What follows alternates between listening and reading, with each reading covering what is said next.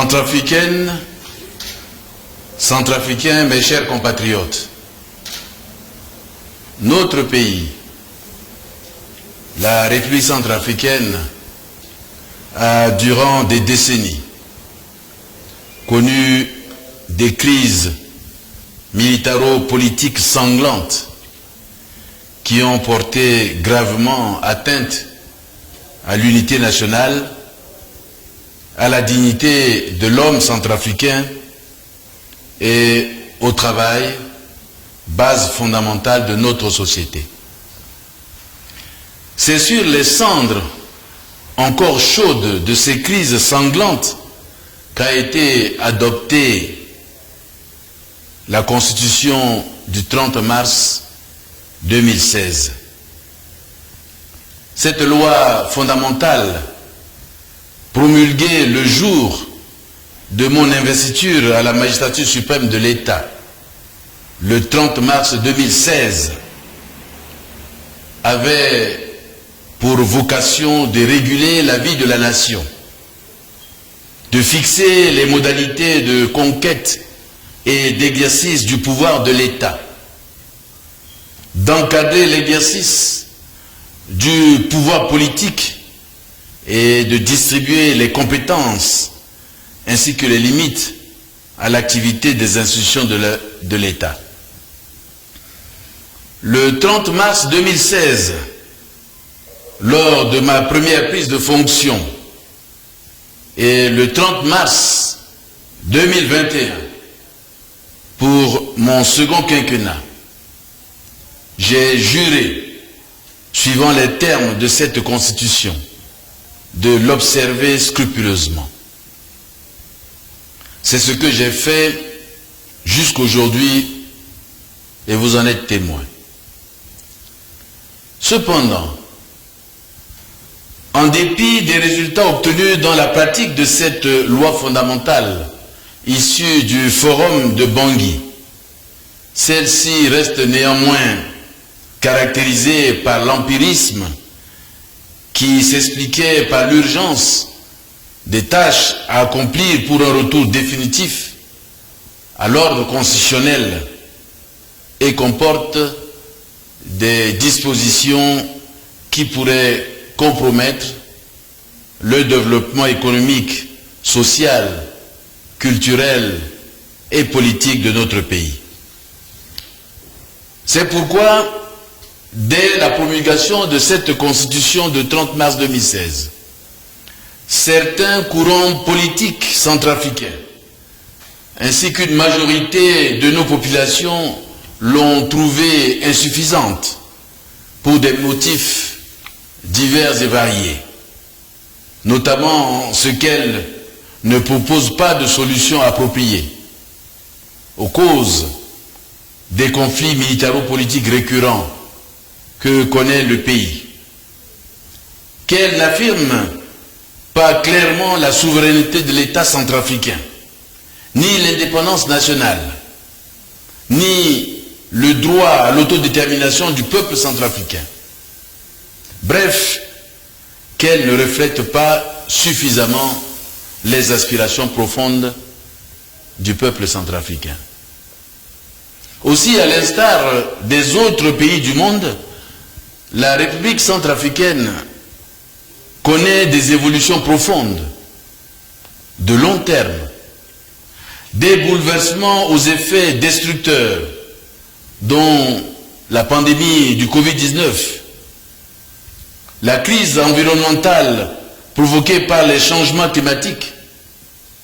les menaces contre la paix et la sécurité mondiale résultant du terrorisme, de l'extrémisme violent, de la criminalité transfrontalière et de la radicalisation qui appelle la réforme profonde de l'État. Avec la disparition progressive des causes qui avaient engendré cet ordre supérieur et la nécessité de corriger les imperfections soulevées par les différents courants d'opinion, j'avais proposé dans mon projet de société auquel vous avez massivement adhéré lors du scrutin présidentiel du 27 décembre 2020, la réforme profonde de l'État à l'effet de l'adapter à l'évolution de notre société et du monde. Cet ambitieux projet de réforme de l'État n'a pour objectif que de promouvoir nos valeurs, de permettre à notre jeune démocratie d'être plus dynamique, d'améliorer le fonctionnement régulier des institutions en mettant plus l'accent sur la transparence et la redevabilité, de rêver d'un avenir radieux et meilleur pour la République centrafricaine, notre cher et beau pays en partage. Mes chers compatriotes, dois-je vous rappeler que depuis le dialogue républicain, une grande majorité de la population et des forces vives de la nation se sont exprimées à travers des pétitions, des mémorandums, des marches organisées sur l'ensemble du territoire national, m'invitant à doter la République centrafricaine d'une nouvelle constitution qui reflète les aspirations profondes du peuple à la paix, à la sécurité, à la stabilité, à la souveraineté effective, à la croissance et à l'émergence du pays. Les plus récents appels ont été ceux lancés le 30 mars dernier, à l'occasion de la célébration du 2e anniversaire de mon second quinquennat, par une partie de l'opposition démocratique,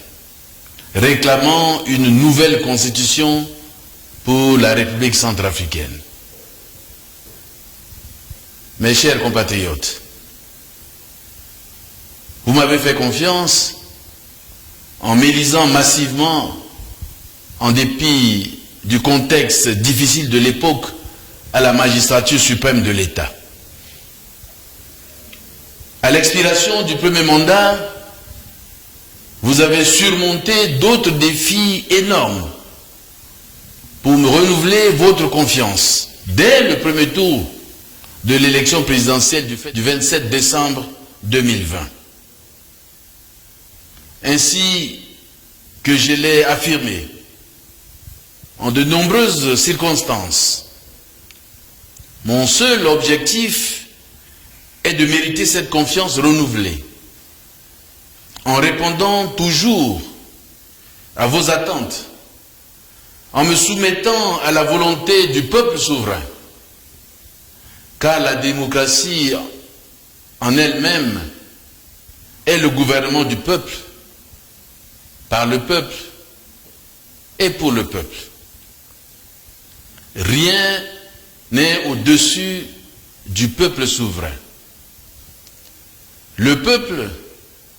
est au-dessus de la Constitution. Président démocratiquement élu, je ne peux rester insensible aux demandes pressantes et légitimes du peuple souverain de doter notre pays d'une nouvelle constitution. J'ai donc décidé, après consultation du président de la Cour constitutionnelle et du président de l'Assemblée nationale, conformément à l'article 90 de la Constitution du 30 mars 2016 et l'article 2 de la loi du 13 janvier 2023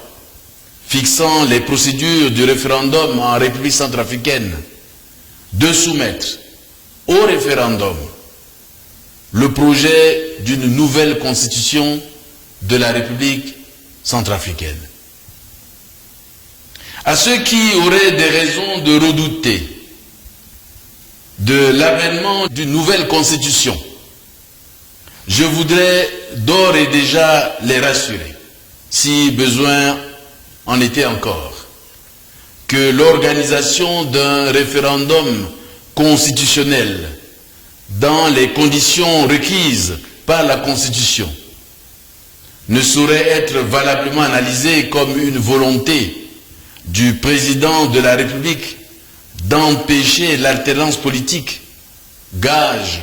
de la démocratie et de l'état de droit.